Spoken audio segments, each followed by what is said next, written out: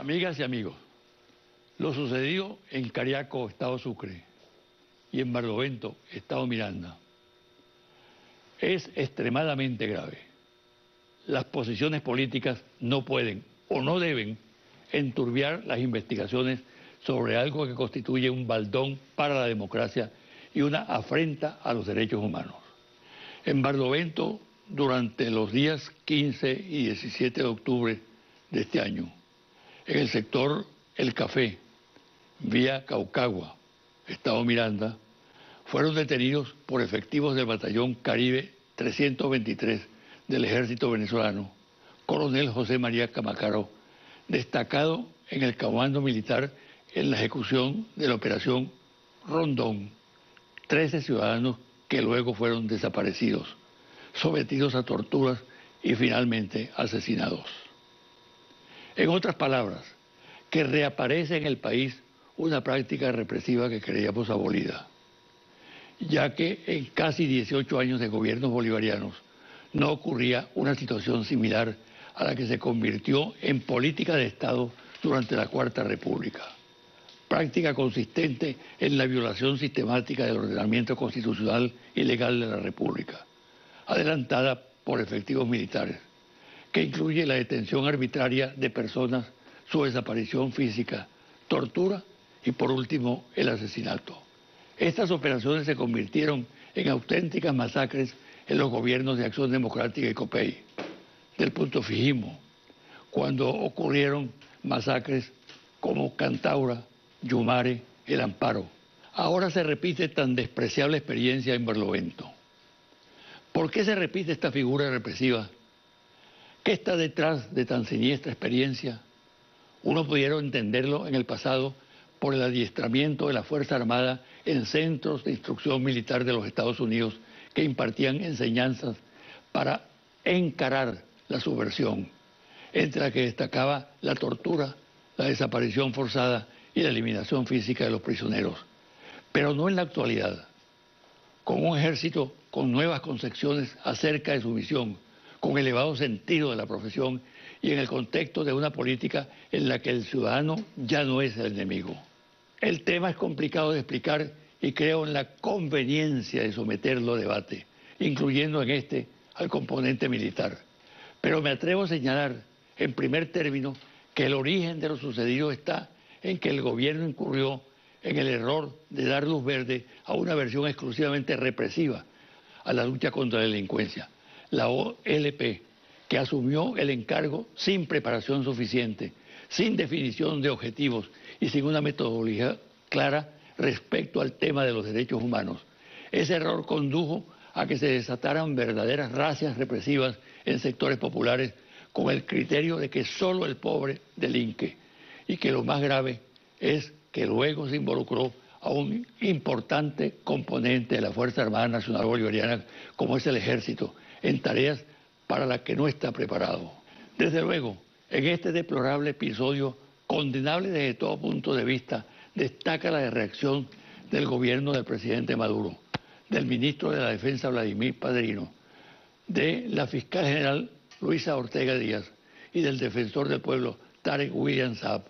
La respuesta institucional inmediata, a diferencia de la conducta de los gobiernos de la Cuarta República, que siempre estuvo signada por el ocultamiento de los hechos, lo que determinó que la terrible figura del desaparecido cobrara la vida de aproximadamente 3.000 compatriotas.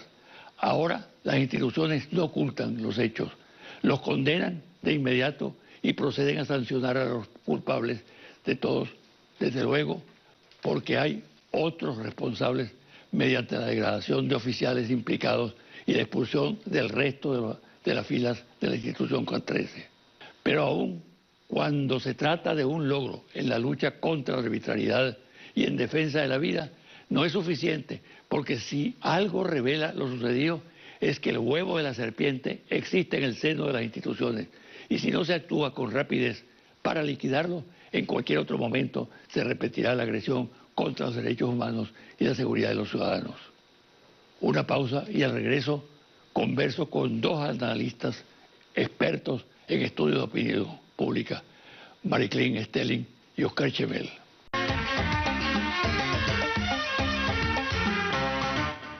Voy a entrevistar hoy a dos extraordinarios analistas políticos que siguen las tendencias de la opinión pública con mucha seriedad, con mucha responsabilidad. Han estado en varias oportunidades en este programa y creo que han hecho análisis del país muy acertados. Se trata de Mariclín Estelín y de Oscar Chemel. Bienvenidos. Gracias, José Vicente. Gracias. Vamos a hacer un balance del año que está concluyendo. ¿No? 2016 termina. ¿Y cómo observan ustedes los aspectos fundamentales de este año que termina? Bueno, con la dama. En mi caso yo diría que se han abierto varios frentes de batalla o frentes de confrontación. En algún momento yo hablaba de dos frentes de batalla que serían el mediático y el frente de batalla electoral. Creo que en este momento se incorpora el conflicto de poderes, la pugna de poderes como otro frente de confrontación. Y ya el mediático, yo hablaría de transmediático, un frente de batalla transmediático, porque incorporaríamos a las redes, a los medios tradicionales. Redes y medios tradicionales se considera una suerte de poder y hay una confrontación en ese espacio transmediático. Y últimamente, aunque parezca una contradicción, yo creo que hay otro frente de batalla. La mesa de diálogo es un frente de confrontación y no de diálogo. De manera que yo creo que entonces, a manera muy resumida, mi visión de este año que termina es un año donde se amplían la confrontación y los frentes de batalla. Y quizás hay una suerte de decir que no tiene sentido, vamos a dialogar, queremos la paz, vamos a convivir, y en el fondo creo que más bien se ha exacerbado el deseo de no convivir, de no dialogar. Concreto la pregunta para ti. Lo mejor y lo peor de este año. Vamos a plantearlo en términos económicos y en términos sociales y políticos. Desde el punto de vista económico, el presidente Maduro lanza la agenda económica bolivariana en febrero de este año. Y fueron significativos los logros. De hecho, en septiembre la valoración positiva de la gestión del presidente Maduro había subido 7 puntos, entre 7 y 9 puntos. En este periodo que podríamos identificar entre febrero, que es el mes de lanzamiento de la agenda económica bolivariana, y septiembre, hubo una mayor estabilización del cambio, una mayor estabilización del tipo de cambio, una desaceleración del ritmo inflacionario. La brecha entre el DICOM y el paralelo se redujo significativamente. Hubo también un incremento de los niveles de abastecimiento.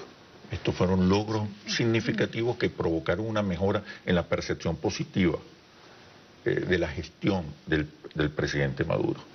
De hecho, durante este periodo se derrota el dólar de guerra. Lo dijo el mismo presidente Maduro. Se derrota el dólar de guerra y se debilita el impacto de la guerra económica. ¿Qué pasa después?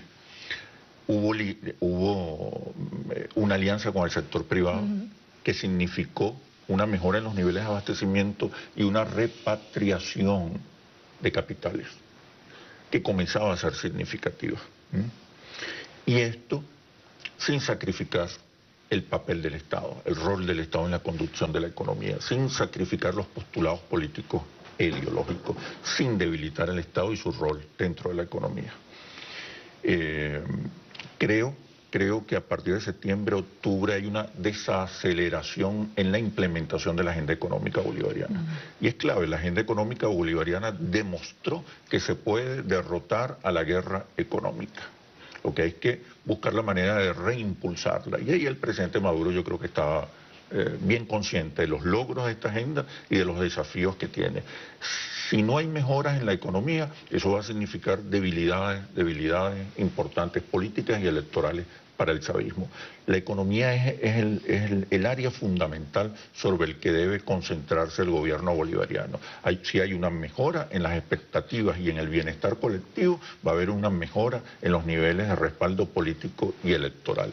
Y este es un proceso revolucionario que se nutre de las elecciones, que depende de las elecciones para madurar, desarrollarse, mantenerse, continuar. Es atípico.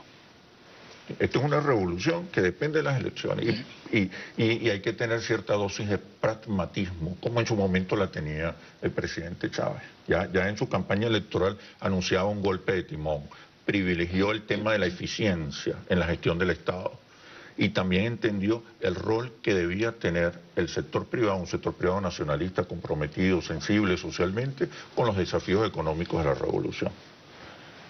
Mariclín, el comportamiento de los sujetos políticos y económicos en este lapso. Bueno, mira, yo percibo ahorita una despolitización importante.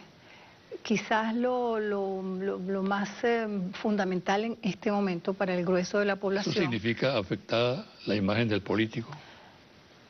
Yo diría un alejamiento de la política. De la política. Creo también que podría haber una percepción negativa del liderazgo político, que eso lo podremos trabajar después. Creo que la gente está más enfocada en la sobrevivencia, en la subsistencia. Y esa enfocada en la subsistencia y la sobrevivencia impide la configuración de una intención política, porque es una intención muy privada, en el ámbito privado, cómo sobrevivo, dónde consigo mis bienes de subsistencia. Y no hay una socialización del problema. Eso también ha impedido una irrupción fuerte de la población, porque el problema, en mi opinión, es un problema familiar, personal, de cómo sobrevivo, y la política queda postergada.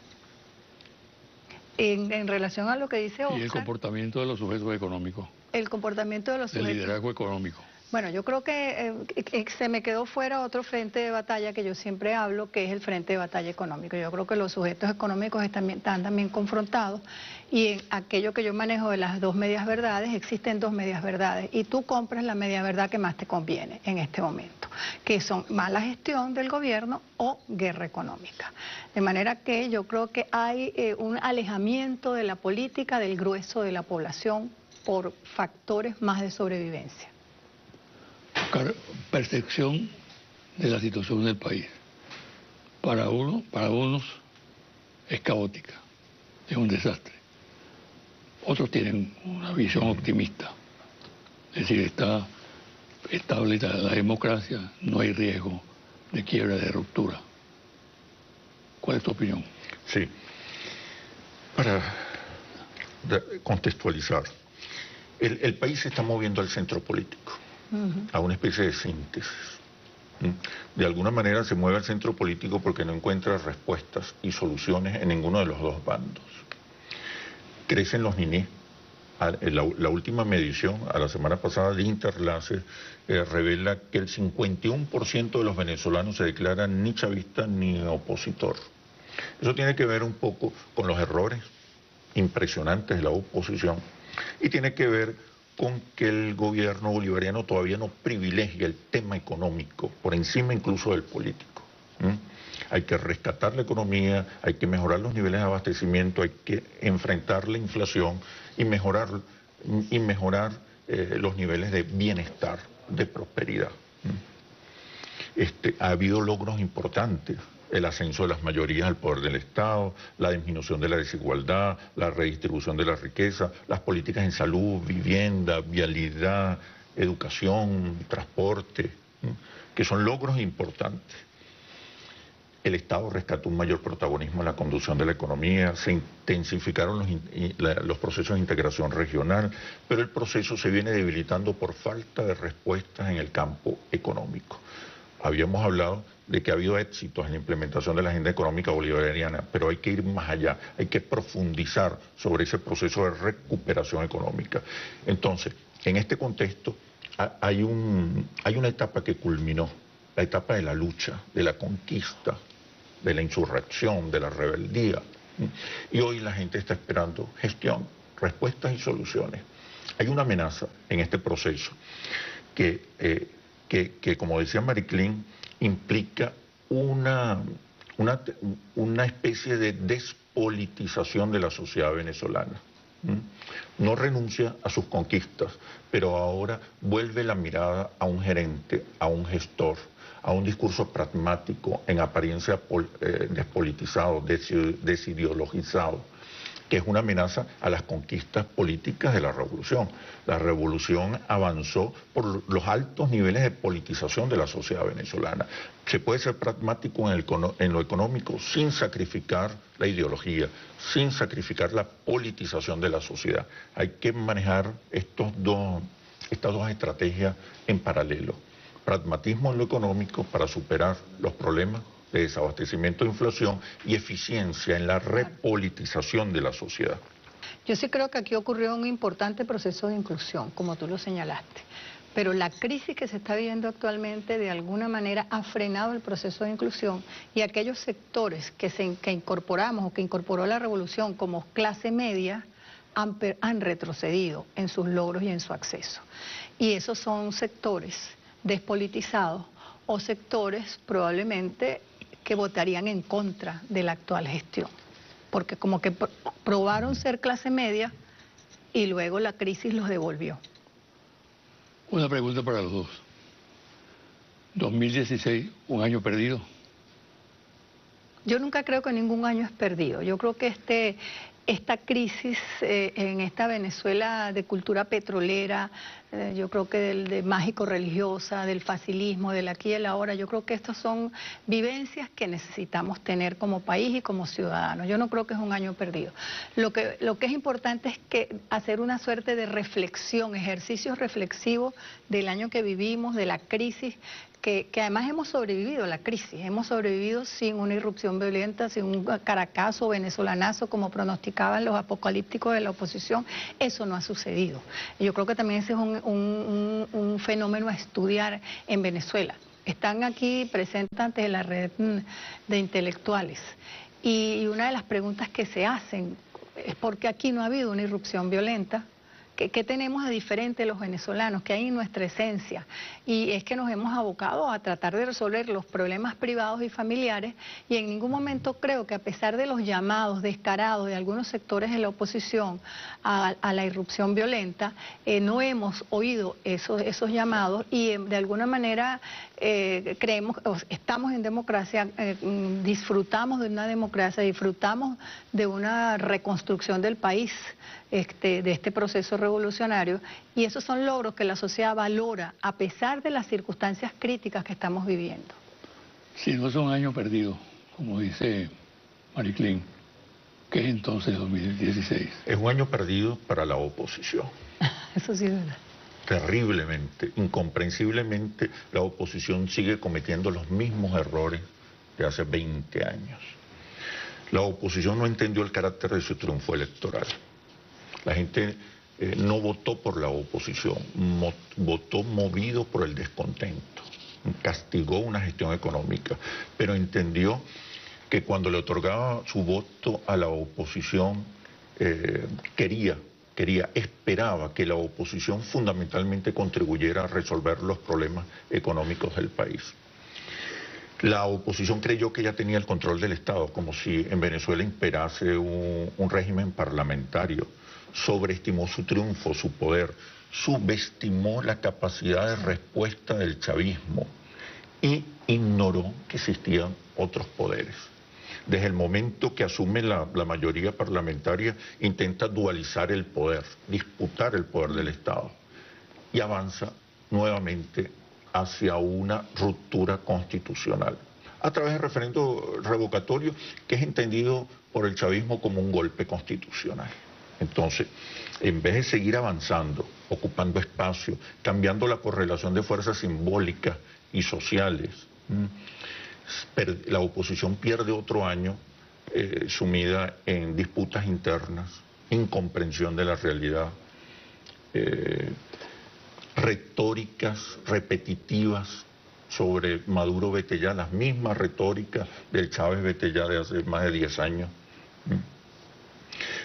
Se desconectó ya definitivamente de las demandas y expectativas de los venezolanos, no construyó nuevos relatos para posicionarse como una alternativa, pero dio la gran oportunidad de seguir avanzando.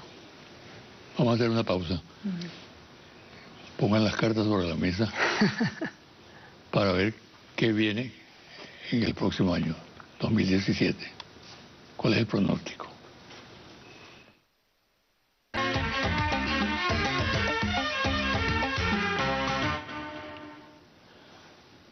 ¿Cómo vendrá el próximo año, 2017? En el año anterior, es decir, en este año que está concluyendo, el presidente de la Asamblea Nacional pronosticó la salida de Maduro de la presidencia en un lapso de 6 meses. Maduro sigue vivito y coleando, ¿no? Entonces, el problema de la estabilidad institucional es fundamental. Se va a agravar ese problema. Se van a crear condiciones para una ruptura del orden constitucional. Porque todas las baterías están enfocadas por parte de la oposición hacia la figura del presidente de la República. La opinión de ustedes.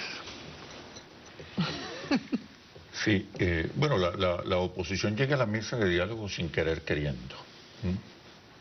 No estaba convencida, había asumido nuevamente la estrategia insurreccional de salida rápida del gobierno constitucional del presidente Nicolás Maduro, y obviamente vuelve a fracasar. No, sigue sin entender lo que está ocurriendo en el país, sigue subestimando al chavismo. Yo creo que eso ya no tiene remedio. Después de 20 años es como repetir el kinder sucesivamente. Y se van a mantener los viejos líderes. Los líderes que han ido fracasando y fracasando y fracasando. Porque este es el único país donde un liderazgo fracasa, es derrotado, pierde y se aumenta el sueldo. O asciende. Liderazgo impune. Sí, es un liderazgo que no... desactualizado y que no abre espacio a otras ideas, a otros pensamientos, a otros liderazgos, ¿no? La oposición va a seguir entrampada. Se beneficia y se beneficiará del descontento, de los errores en la política económica o en el desempeño económico. En esa medida se beneficiará electoralmente, pero sigue sin ser una alternativa. Hoy 49% de los venezolanos preferiría que Maduro resolviera el problema económico, aunque fuese en parte, antes que viniera un gobierno de oposición. Hoy los niní han crecido. Hoy más de la mitad de los venezolanos se definen ni chavistas ni antichavistas. Eso es una amenaza para ambos sectores, porque puede implicar una implosión de la clase política, en la medida que la gente no en la medida que los liderazgos políticos no logran conectarse con las nuevas realidades simbólicas, con las nuevas demandas, con las nuevas expectativas que tienen que ver con los temas económicos. ¿Quiénes engordan a los niní? Ese es el gran desafío. ¿Quiénes engordan a los niní? Los descontentos, los que no ¿dónde? encuentran respuesta. Fundamentalmente en este momento vienen de la oposición.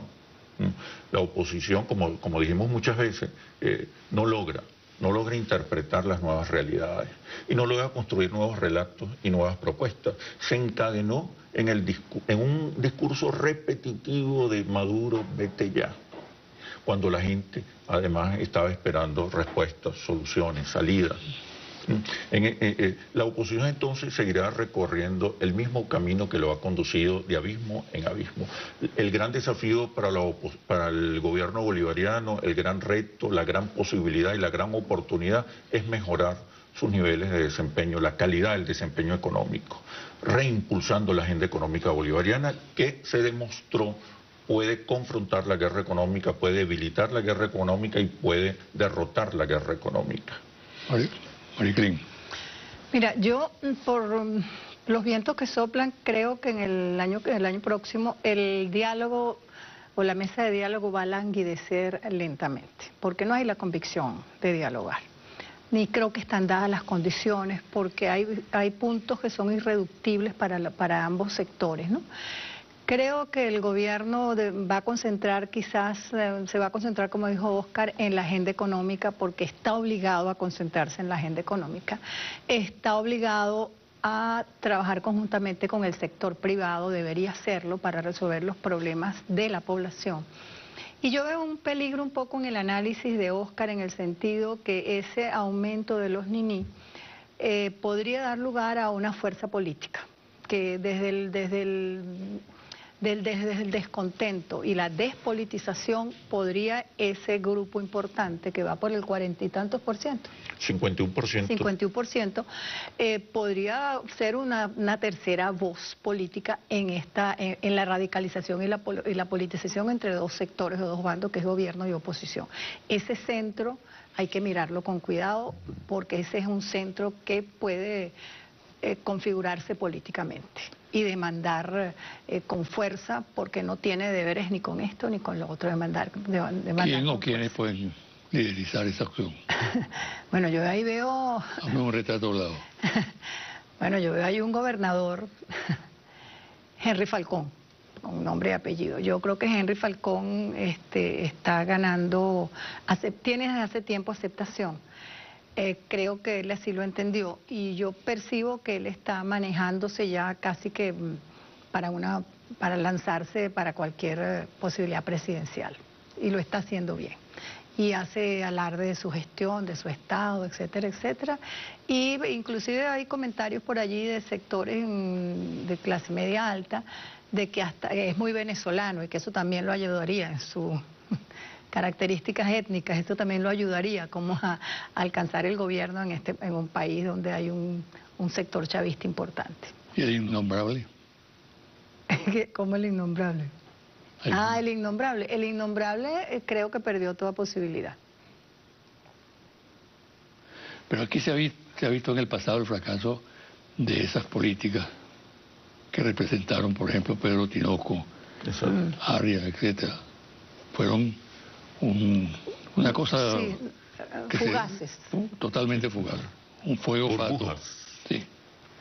Bueno, mira, yo en el ¿No se repetirá la historia? No sé, me parece que esto tiene ha tenido un trabajo lento, gradual. Este sector medio es importante, este es un sector que está en el medio que no hay que desmeritar, que no hay que dejar de ver, que bueno, atiéndelo entonces política y económicamente, pero ahí hay un sector importante, una voz que está buscando un liderazgo, una voz que está buscando participación política, una voz que está buscando injerencia en la gestión, en la toma de decisiones. Sí, yo creo que en este debilitamiento de las construcciones hegemónicas, todas las crisis económicas debilitan las convicciones, los respaldos, todas las crisis económicas debilitan entonces la hegemonía. Pero el chavismo tiene la mejor oportunidad, la gran oportunidad. Primero, porque sus banderas fundamentales sí obtienen respaldo fundamental de las mayorías, la justicia social, la inclusión, la redistribución justa del ingreso, el rol del Estado, una economía mixta, los procesos de integración. La oposición está incapacitada, incluso para redondear la idea, está incapacitada de sintonizarse con estas nuevas realidades porque además está cargada de mucho odio. No logra entender al otro porque lo odia, lo desprecia, lo ignora, lo aparta. Y por eso le ha sido tan difícil comprender las nuevas realidades políticas y sociales. Cuando hablamos de una amenaza de despolitización es porque la gente comienza a buscar, más allá de las ideologías, más allá de la política, comienza a buscar un gestor. No decimos que esta es una tendencia que se va a imponer, pero hay que interpretarla. Sobre todo el chavismo tiene que interpretarla para reconectarse con esta nueva sensibilidad que genera la crisis económica, con estas nuevas expectativas y demandas, que tienen que ver fundamentalmente con la demanda de respuestas y soluciones en el campo económico. Implica también resimbolizar la imagen del presidente Maduro. El presidente Maduro tiene que construir una imagen asociada al líder ejecutor, sin dejar de politizar a la sociedad venezolana, por supuesto, pero tiene que convertirse en el líder ejecutor, el líder que hace realidad las banderas, los sueños del chavismo, del comandante Chávez. Ahí está una gran oportunidad, pero tiene que ser pragmático en lo económico. Y eso no significa sacrificar la ideología. Lenin decía que la política es economía concentrada. Bueno, ahí está el gran reto del chavismo y del gobierno bolivariano, resolver los problemas económicos y generar una nueva sensibilidad, una nueva cercanía, una nueva aproximación, unas nuevas caricias y afectos con los sectores populares. Yo quería acotar algo ahí. Yo creo también que habría que analizar el chavismo duro como tal. A mí me parece que tampoco está muy conectado con la realidad, con lo que está sucediendo ahora. Siento que se ha concentrado en un pasado reciente, en la figura mítica de Chávez, en añorar los primeros años de Chávez, y eso lo desconecta de alguna manera con el momento que se está viviendo, porque se mira al pasado reciente, esa conexión histórica, mítica, mágico-religiosa con la figura de Chávez y con el pasado reciente, a su vez los desconecta del momento político y económico que estamos viviendo. Sin embargo, yo por ejemplo observo una recuperación de la calle por parte del chavismo. Sí. Mientras la oposición se retrae de la calle, el chavismo está avanzando en la calle con grandes manifestaciones y concentraciones públicas. Pero no necesariamente eso implica lectura adecuada del momento. No, y no significa tampoco votación. Exacto. ¿No? Pero hay ese aspecto. Y esa es una gran fortaleza del chavismo. A diferencia de la oposición que luce dividida, exacto, atomizada, fragmentada, sin definiciones estratégicas fundamentales, sin relatos, sin discurso, vemos una oposición implosionada. En cambio, el chavismo en los últimos años se ha concentrado en cohesionar a su vanguardia, estoy de acuerdo, a reunir a sus cuadros más convencidos, más leales. Eso es muy importante para dar la batalla, pero con eso no se ganan elecciones. Hace falta resolver los problemas económicos para construir una mayoría electoral, que es vital para la continuidad de la revolución. Eso significa reposicionar la imagen del presidente Maduro, renovar los relatos, los cuentos, las construcciones simbólicas, actualizar el proyecto, claro, entender que hay que, bueno, ser pragmático en muchos casos, sobre todo ser pragmático en lo económico, para avanzar. Pero fíjate que eso que tú Mariquín estás señalando constituye un peligro, porque el escenario, cualquier escenario electoral para el gobierno en este momento y a inicios del año que viene es peligroso. Y toda esa reconstrucción y esa necesidad de rescatar y construir, reconstruir y construir nuevos relatos toma tiempo. Por lo tanto, yo creo que hay un peligro en el caso de que se presione para escenarios electorales. Pero toma más tiempo si tuvieses relatos competitivos. Ah, bueno. Y no hay relatos, no hay otros relatos. O sea, la gran oportunidad del chavismo es renovar sus relatos, renovar sus símbolos, actualizar el proyecto, reconectarse con las mayorías que están buscando respuestas y soluciones. El dato estabilidad e inestabilidad institucional es muy importante, determinante en los próximos meses. ¿Qué opinas tú? Mira, yo no veo peligro en inestabilidad institucional en este momento ni en el año que viene. Yo creo que en eso hay un mayor como sentido de equilibrio y de logros, y no creo que los venezolanos y las venezolanas apostemos por la inestabilidad institucional, no creo. Quizás apostamos más por escenarios electorales como una vía para o consolidar un proceso o para salir de Maduro. El posible retiro de la oposición de la mesa de diálogo. Eso yo creo que es inminente. ¿Significa qué? Significa que se abre la puerta a la aventura. Sí, bueno, significa una incomprensión de lo que está ocurriendo en Venezuela y reafirma un poco las indefiniciones estratégicas que sufre la oposición desde siempre.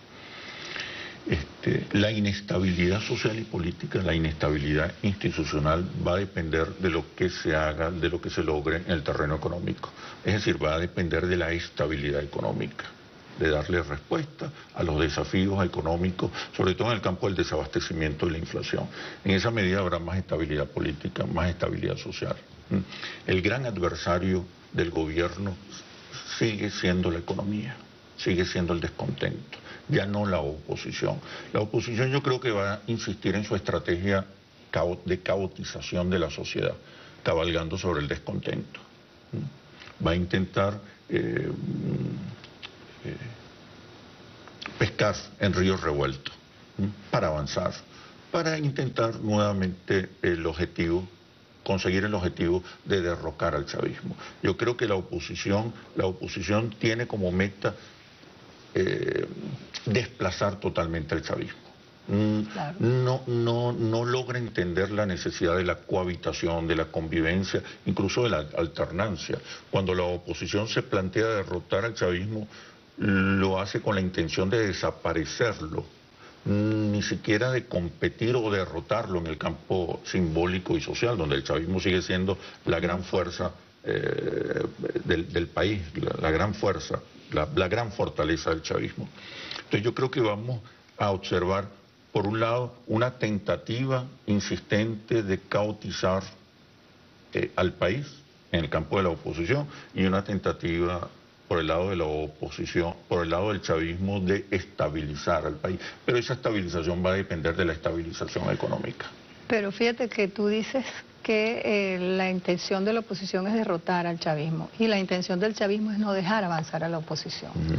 Y eso es un elemento que hay que tomar en cuenta. Por otra parte, yo acotaría a tu análisis el hecho de que las narrativas que ha construido la oposición sobre las causas de la crisis han tenido mayor aceptación social que las narrativas que ha construido el chavismo sobre las causas de la crisis. O sea, la gente compra más la explicación que da la oposición sobre las causas de la crisis que la que da el chavismo. Aunque la explicación de la oposición está basada solo en la denuncia. En la denuncia no hay una idea, no hay una propuesta, no hay un discurso esperanzador, no hay un nuevo relato acerca del nuevo país que vendría con el ascenso al poder de la oposición. Por eso sigue siendo el chavismo la primera fuerza simbólica del país, claro, porque aún con las debilidades sigue conectada con las expectativas de inclusión, respeto, dignidad que animaron a las luchas populares durante todos estos años. Lo que pasa es que ese ciclo se cierra y se inicia un nuevo ciclo donde la gestión es fundamental, y el gobierno bolivariano tiene que priorizar todos sus esfuerzos en la economía, porque es lo que va a garantizar la continuidad del proceso revolucionario a través de los triunfos electorales. Sí, pero hay un elemento débil para el año que viene, que quizás no se repita, que es ese cambio tan frecuente de todos los ministros que tienen que ver con el área económica. Entonces, al cambiar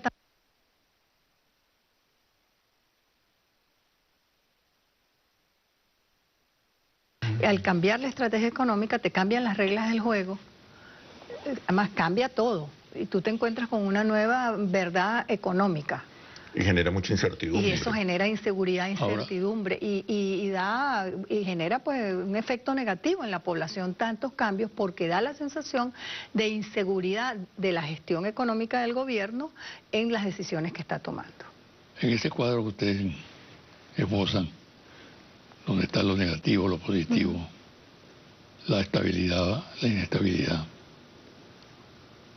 una respuesta concreta de cada uno.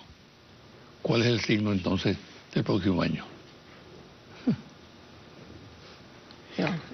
Por un lado, insisto, la oposición va a seguir buscando la caotización de la sociedad, aprovechando el descontento, si no se resuelve el descontento. Y el chavismo tiene que resolver de una vez por todas el dilema entre la política económica y la ideología.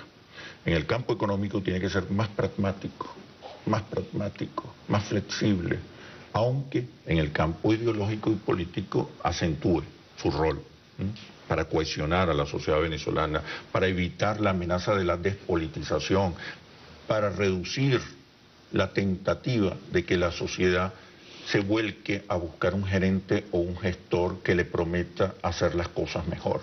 ¿Tú no crees que lo que estás diciendo presagia más inestabilidad para el próximo año? Esta confrontación evidentemente va a generar inestabilidad. No es una confrontación electoral, aquí hay una confrontación de fondo, una confrontación de dos visiones del país, una confrontación de clases. Y eso evidentemente le añade un ingrediente explosivo, radical a la lucha política hoy en Venezuela. Claro, yo siento que en la medida que languidezca la mesa de diálogo, que es lo que yo creo que va a suceder, va a ocurrir un diálogo tras bastidores. Un diálogo entre sectores políticos y sectores económicos, porque la mesa de diálogo se convirtió en una suerte de show para cumplir con las masas, para cumplir con el Papa, con el mundo exterior, etcétera, en mi opinión. Pero yo creo que tras bastidores, dada la gravedad de la confrontación que hay, las cifras que está dando Oscar del aumento de los niní, lo que supone el crecimiento de ese grupo, yo creo que se va a dar a partir del año que viene una suerte de diálogo, yo no quisiera decir secreto, pero un diálogo menos show, menos expuesto al público, un diálogo de sectores políticos y sectores económicos, porque yo creo que la única manera de sacar el país a flote en este momento y resolver los problemas graves que todos y todas estamos confrontando es ese acuerdo político y económico entre los dos grupos políticos. Bueno, muchísimas gracias. A ti. Gracias. Ya veremos qué ocurre. Entonces nos reuniremos nuevamente a analizar la situación. Encantada. Muchas gracias, Marilyn. Gracias, José Vicente. Gracias, Oscar. Gracias, José Vicente. Y mucha suerte. Igual. A todos y todas. Feliz Navidad. Feliz Navidad. Feliz Navidad. Una pausa y al regresar los confidenciales.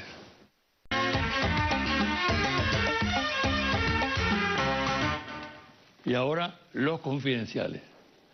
La masacre de Cariaco en el estado Sucre y la masacre de Barlovento, consumada esta última por efectivos del Batallón Caribe 323 del Ejército, hecho en el cual 13 personas, aun cuando parece que hay más, fueron detenidas arbitrariamente, desaparecidas, torturadas y luego asesinadas, ha tenido honda repercusión en el seno de la Fuerza Armada Nacional Bolivariana. El repudio a los hechos ha sido total y determinó la apertura de una severa investigación. Se considera inexplicable que en una Fuerza Armada como la actual venezolana, dentro de la cual se ha adelantado un serio trabajo de concientización sobre los valores éticos que deben imperar en la institución, de respeto irrestricto de los derechos humanos, y se hacen análisis críticos de lo que sucedió durante la Cuarta República, se produzca ahora un hecho que echa por tierra los logros alcanzados. Algunas preguntas se hacen los altos mandos castrenses, apuntan no solo al esclarecimiento de lo sucedido, sino también al esclarecimiento del por qué se involucra al ejército en tareas que no son de su competencia, cuya realización exige preparación especial. Aun cuando el rechazo a lo sucedido es pleno en los altos mandos, en todos los componentes de la Fuerza Armada Nacional Bolivariana hay oficiales que cuestionan procedimientos y que consideran que la utilización de efectivos de unidades militares en la lucha contra la delincuencia exige la adopción de previsiones mucho más si las actuales se ubican en el marco de las acciones que realiza la OLP, objeto de críticas constantes por la violación sistemática de los derechos humanos y agresiones constantes a los habitantes de barriadas populares. En una reunión social en el este de Caracas, un grupo conversaba sobre la situación del país, las salidas posibles de la crisis y las perspectivas para el año 2017. Unos sostenían que había posibilidades de una mejoría de la situación económica, lo cual afectaría a la oposición y fortalecería al chavismo. Otros consideraban que no existía posibilidad de recuperación económica y que por consiguiente era inminente la salida de Maduro de la presidencia y la instauración de un gobierno de transición. Ante esta posición, un conocido abogado, muy vinculado a la oposición, tomó la palabra y dijo más o menos lo siguiente, comillas, ya no hago más cálculos sobre si Maduro será o no derrocado. La experiencia me indica que en el campo opositor hablamos muchas tonterías. Mientras pronosticamos a cada rato el derrumbe del régimen, seguimos subestimando a Maduro. Creo que cada día nos da algunas lecciones de política. Por ejemplo, su entrevista con el Papa Francisco nos cogió fuera de base. Le sirvió para apoderarse de la propuesta de diálogo. y el acuerdo de la OPEP sobre el recorte de petroleros nos dejó sin piso. Pero seguimos diciendo que Maduro se está cayendo, es decir, lo seguimos subestimando. Confidencial al cierre, Interlace Monitor País, Interlace Confidencial Reporte Ejecutivo. Ficha técnica, 1.580 entrevistas directas en hogares de todo el país del 24 de noviembre al 5 de diciembre 2016. Resultados. ¿Qué opinan los venezolanos acerca de su futuro económico y sobre la mesa de diálogo? ¿Usted diría que con la ayuda del gobierno podré salir adelante? ¿O diría que con educación y buen empleo puedo salir adelante? Con apoyo del gobierno, 18%. Con educación y empleo, 76%. No sabe, no contesta, 6%. ¿Usted diría que su futuro económico y personal, familiar, depende más de la política económica del gobierno nacional o diría que depende más de su propio esfuerzo personal? Política económica, 29%. Esfuerzo personal, 68%. No sabe, no contesta, 3%. ¿Qué preferiría usted que el gobierno del presidente Maduro tome medidas efectivas y resuelva, aunque sea en parte, los problemas económicos del país? ¿O prefiere que venga un gobierno de la oposición? Que Maduro resuelva, 51%. Que venga un gobierno de oposición, 44%. No sabe, no contesta, 5%. ¿Usted está de acuerdo o en desacuerdo con que continúe reuniéndose por varios meses más la mesa de diálogo entre el gobierno nacional y la oposición hasta que se logren resultados y acuerdos? De acuerdo, 73%. En desacuerdo, 24%. No sabe, no contesta, 3%. ¿Usted está de acuerdo o en desacuerdo con que los sectores empresariales del país participen en esa mesa de diálogo y no solo el gobierno nacional y la oposición? De acuerdo, 89%. En desacuerdo, 10%. No sabe, no contesta, 1%. ¿Usted está de acuerdo o en desacuerdo con que los sectores independientes del país participen en esa mesa de diálogo y no solo el gobierno nacional y la oposición? De acuerdo, 85%. En desacuerdo, 13%. No sabe, no contesta, 2%. Este es el último programa de este año 2016. Me despido hasta la segunda quincena del próximo año 2017. Y les deseo a todos ustedes la mejor Navidad posible y al mismo tiempo un excelente año venidero, 2017. Hasta aquí este programa que ustedes verán este próximo domingo a las 9 de la mañana, como siempre, en Televen.